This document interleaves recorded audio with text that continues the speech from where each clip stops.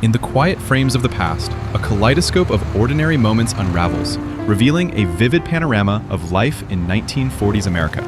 These snapshots, brought to life through the stunning hues of Kodachrome film, transport us to a time when the country was poised on the threshold of change, painting a vivid backdrop to the era's challenges and triumphs.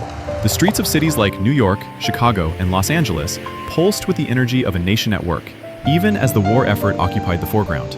Industrial might was a hallmark of this era, as factories ramped up production to support the war, and the sight of women wearing coveralls and gloves became emblematic of their expanding roles in the workforce. The city streets witnessed the rhythms of the working class, with uniformed men and women commuting en masse, united in a common purpose.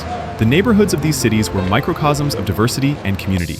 Immigrant enclaves, neighborhoods defined by cultural identity, flourished in urban pockets. Let us look back together at those simple, everyday moments to feel the rhythm of life, the people, and the spirit of America in an unforgettable chapter of history.